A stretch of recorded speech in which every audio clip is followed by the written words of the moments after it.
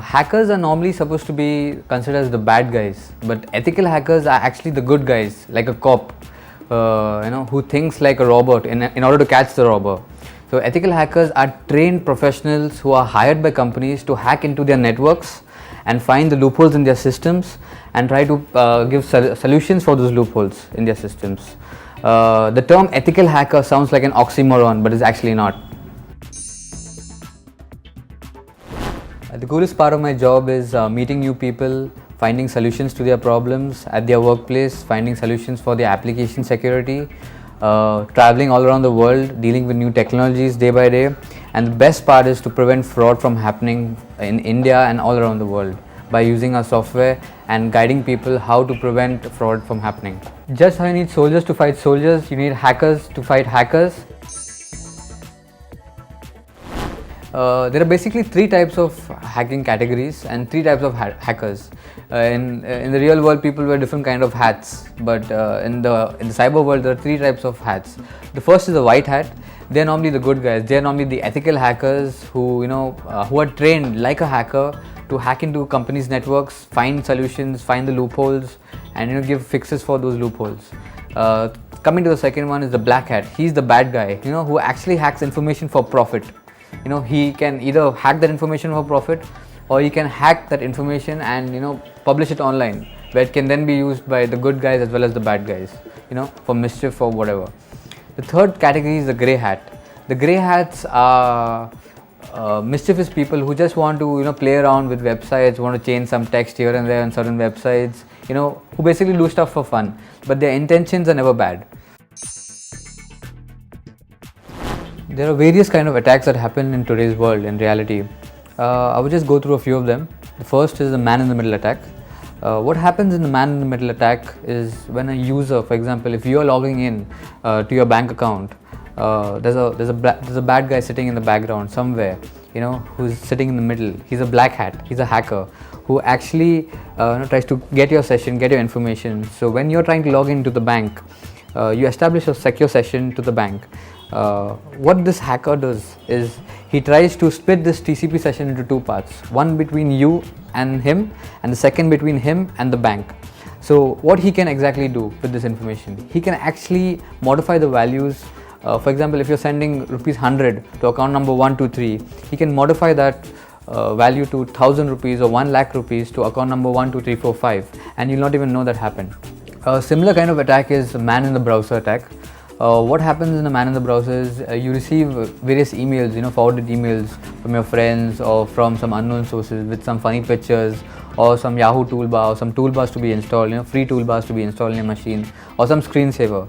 So you go ahead and you install them. What happens is actually a Trojan sitting in the background, which is getting all your information right from your account, your Windows password to your Mac password to your bank account details. It's capturing all that information and it's passing that information to somebody else.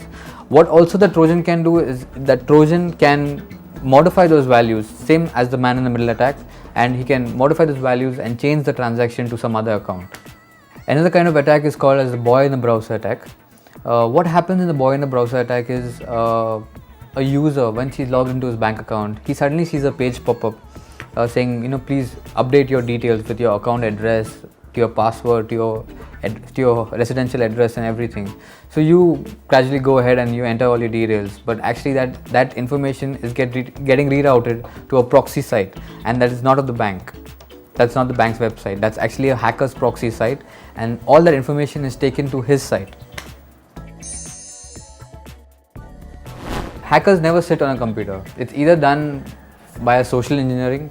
The term social engineering is nothing but getting information from your colleagues, from your friends. What is his password? What can his password be? Try to brute force into his account. Brute forcing is trying different permutation combinations of his password and trying to get into the system. Sometimes you cannot get to a password, so you try the secret question. Try to answer what is your mother's name. So that's the normal type of brute force that happens in India, at least. And that's how your email account or your bank accounts are broken into. Right now, all the banks are implied two-factor authentication. Two-factor authentication is not static passwords; they are all dynamic passwords. They always change from time to time. So there's no way where anyone can guess your password. The password always changes. So hackers normally, they build an exploit. Exploit is nothing but a piece of code or a software that sits on your computer or is sent to you via email, and then you click on that software, and then that software will exploit that vulnerability. A very interesting and funny thing happened to me recently. I'm a big Apple fan, so I recently received an email saying that you're getting an iPhone 4 in so and so price from so and so website. So I, like a fool, went on that website. It was actually a Chinese website. I went on that website and I looked at the price, and it was quite attractive. And I was dying to buy that phone because that had just launched in, and I'm a big Apple fan. I went to the website. They asked me to register. When I registered, I just entered my email address. That was it. I did not enter my credit card details, nothing. The moment I entered my email address and registered for it, I got a confirmation mail saying that now you're registered, you can go ahead and book. I'm actually lucky to not go ahead and book the iPhone 4 on that website. After a couple of days, some friends called me up saying that we received mails from your account saying that I have bought new iPhone 4, why didn't you go ahead and try this site?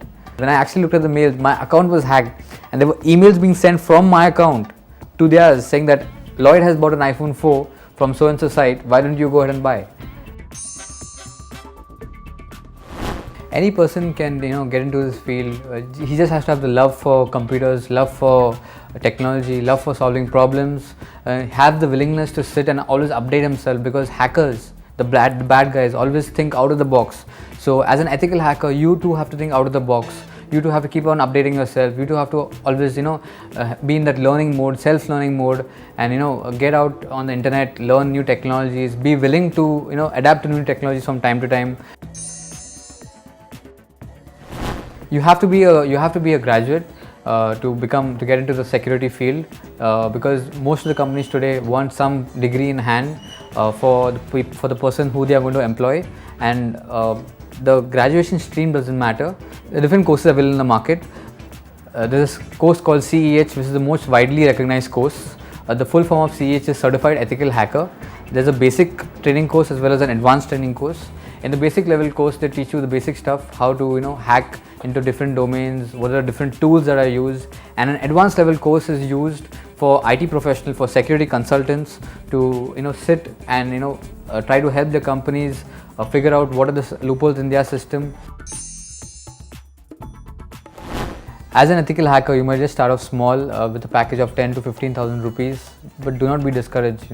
Over the years, you might just be testing for 2-3 years in your organization. Slowly, you can graduate to a technical security consultant or a technical account manager, where you actually handle accounts, where you actually meet customers, where you describe architectures, where you provide solutions to their problems and fit in your product in their existing architecture. You can earn a package around 60 to 80,000 rupees. It depends how good you are and depends on the level of what company you're joining. Your attitude should be always positive. You can jump to a product managing level, or if you're inclined towards the development field, you can get into a development role where you can get more on the coding side. Try to innovate more with code and build up more applications, build up more features in your existing product. So there you can get up to a package of 1.5, 2. It depends on which company you join. The highest level you can actually reach 15 to 20 years down the line is becoming a CIO, that is a Chief Information Officer. A CIO actually handles the entire security infrastructure of a bank, who holds the key to the entire security infrastructure of an entire organization, who has the power to control security systems and applications from time to time. For such a person, the package wise, sky is the limit for such a person. And an interesting fact is that in India there are 5 times more hackers than IT security professionals. So you can only imagine and calculate for yourself how much scope is there in this ethical hacking field and in the information security field. If you have a hero inside of you, and if you have the willingness to catch the bad guys in the cyber world and also have fun while doing the same, sky is the limit for such people. You just have to have the knowledge in different domains, update yourself from time to time, and just keep the faith, guys.